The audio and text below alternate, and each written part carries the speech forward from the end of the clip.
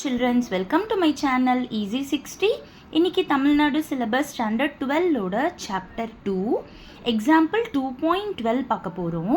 இங்கே பார்த்தீங்கன்னா z1, z2, z3 are complex numbers such that mod z1 equal to mod z2 equal to mod z3 equal to mod z1 plus z2 plus z3 equal to 1. அதாவது இது எல்லாத்தோட வேல்யூவும் தனித்தனியாக 1 அப்படின்னு சொல்லியிருக்காங்க. நாம் modulus of 1 by z1 plus 1 by z2 plus 1 by z3 ஓட வேல்யூவை கண்டுபிடிக்கணும்.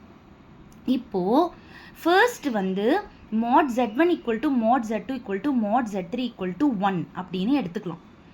எடுத்துட்டு இப்போது mod z1 equal to 1 அப்படின்னா சப்போஸ் இதை ஸ்கொயர் பண்ணால் கூட அதில் எந்த சேஞ்சஸும் வராது. ஏன்னா 1 ஸ்கொயர் 1 தான்.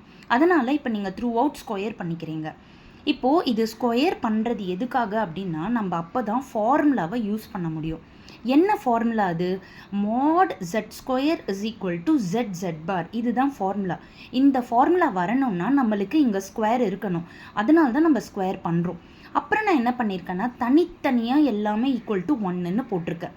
போட்டுட்டு நான் வந்து ஃபார்முலா அப்ளை பண்ணிட்டேன். mod z1 ஸ்கொயர் வந்து z1 பார், இது z2 பார், இது z3 பார் அப்படின்னு இந்த பாக்ஸில் இருக்கிற ஃபார்முலாவை மேலே இது மூணுத்துக்குமே நான் அப்ளை பண்ணிட்டேன். இதில் இருந்து நான் z1 பாரை கார்னர் பண்ணுறேன், z2 பாரை கார்னர் பண்ணுறேன், z3 பாரை கார்னர் பண்ணுறேன். கார்னர் பண்ணிவிட்டு ஏன் இப்படி கார்னர் பண்ணுறேன் அப்படின்னா நம்ம எதோட வேல்யூவை கண்டுபிடிக்கணும்? இதோட வேல்யூ கண்டுபிடிக்கணும். கரெக்டாக? அப்போது நம்ம இதை கார்னர் பண்ணோம்னா தான் இதை யூஸ் பண்ண முடியும். அதுக்காக தான் நான் வந்து z1 bar is equal to அப்படின்னு இப்படி பிரித்து வச்சுருக்கேன். இப்போது அவங்க வேல்யூ ஆஃப் இதோட வேல்யூ கண்டுபிடிக்க சொன்னாங்க பார்த்தீங்களா, அதை எடுத்து நான் காப்பி பண்ணிட்டேன். காப்பி பண்ணிவிட்டு அப்போது இந்த ஸ்டெப்பு படி இங்கே நம்ம அப்ளை பண்ணுறப்போ 1 by z1ஓட வேல்யூ என்ன ஆகிடும்? z1 பார், இது z2 பார், இது z3 பாருன்னு ஆகிடும். உங்களுக்கு ஒரு ப்ராப்பர்ட்டி தெரியும், தனித்தனியாக பார் இருந்துச்சு அப்படின்னா ஹோல் பாராக போடலாம். அதுதான் இந்த ப்ராப்பர்ட்டி நான் உங்களுக்கு சைடில் எழுதியிருக்கேன்.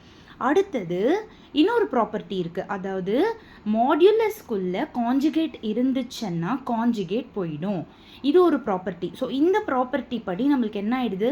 இந்த பார் வந்து போயிடுது. ஸோ இப்போ நம்மளுக்கு இதில் கிவனில் நான் இந்த 3 யூஸ் பண்ணிட்டேன்னா இந்த கண்டிஷன் நான் இன்னும் யூஸ் பண்ணல பாருங்கள். இப்போ இந்த கண்டிஷன் படி அப்போது இதோட வேல்யூ எனக்கு என்ன ஆகிடும்? 1ன்னு ஆகிடும். அதனால தான் நான் ஃப்ரம் கிவன்னு எழுதியிருக்கேன். ஸோ நம்மளுக்கு 1ன்னு கிடச்சிருது. அப்போ அவங்க கேட்ட இந்த வேல்யூவை நம்ம வந்து கண்டுபிடிச்சாச்சு. எப்போவுமே இந்த மாதிரி மாடுலஸ்ன்னு கொடுத்தாங்க அப்படின்னாலே ஸ்கொயர் பண்ணணும் அப்படின்றத நீங்கள் கரெக்டாக ஞாபகம் வச்சுக்கோங்க. ப்ராப்பர்ட்டிஸை அகெயின் அண்ட் அகெயின் படிங்க. இந்த மாதிரி நீங்கள் எழுதி பார்க்குறப்போ சைடில் நீங்கள் ரீசன், ப்ராப்பர்ட்டியோட ரீசன் எழுதுனீங்கன்னா நீங்கள் மார்க்ஸும் நல்லா ஸ்கோர் பண்ண முடியும். அட் த சேம் டைம் உங்களுக்கு ப்ராப்பர்ட்டிஸ் அகெயின் அண்ட் அகெயின் எழுதுறதால நல்லா மெமரைஸும் ஆகும். எப்போவுமே ப்ராப்பர்ட்டிஸ் பேஸ்டு சம்ஸ் எல்லாமே ரொம்ப நல்லா படிச்சுக்கோங்க. ஏன்னா அது கொஞ்சம் டக்குன்னு மறந்து போகிறதுக்கு கூட வாய்ப்பு இருக்குது. என்னோடய வீடியோ பிடிச்சிருந்தது அப்படின்னா உங்களோட ஃப்ரெண்ட்ஸ்க்கும் ஷேர் பண்ணுங்கள். பிடிச்சிருந்தா என்னோட நான் சொல்லி கொடுக்குற டீச்சிங் புரிஞ்சிருந்தா லைக் பண்ணுங்கள். என்னோடய சேனல் ஈஸி 60க்கு சப்ஸ்கிரைபும் பண்ணுங்கள். Thank you children.